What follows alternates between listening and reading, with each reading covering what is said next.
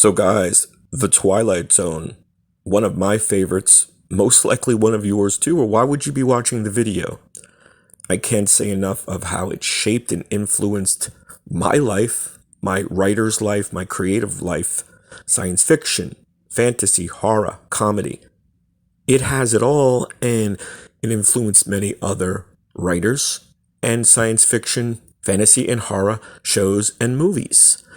But one thing about classic Twilight Zone that many even hardcore and loyal fans don't know is that there were real murders. That's right, real murders connected to Rod Serling's masterwork of the imagination. There were so many memorable and powerful episodes of The Twilight Zone. And with these two actors, Gig Young and Albert Salmi, the episodes they starred in are incredibly memorable.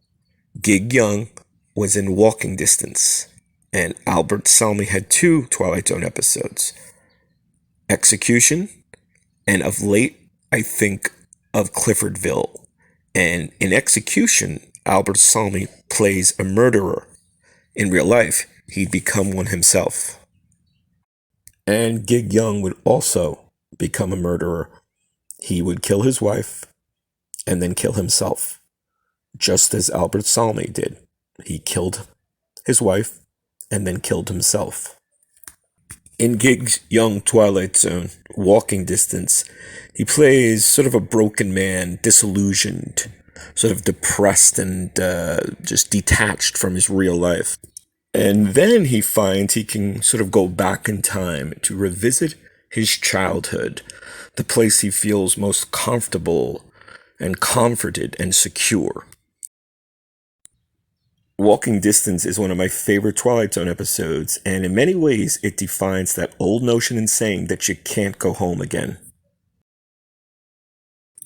Now, actor Albert Salmi appeared in two Twilight Zones.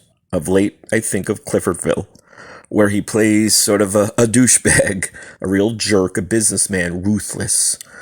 Great Julie Newmar plays the devil, or Devlin. Gotta see it, great. But the one that's really interesting is called Execution. And in this, Albert Salmi plays a ruthless murderer. In the episode, Salmi plays a murderer who's just about to be executed. He's just about to be hung. And Russell Johnson, best known as the professor in the Gilligan's Island TV show, rescues him with a time machine. Salmi ends up murdering the professor, the scientist, and you'll just have to see the rest of the episode yourself. But there you go. You've got two of the most famous actors in the Twilight Zone, three of the most memorable episodes, and in real life, they both murdered their wives and then killed themselves. It's one of those dark connections that Rod Serling would probably say only in the Twilight Zone. Hope you're enjoying, hope you're subscribing. See you soon.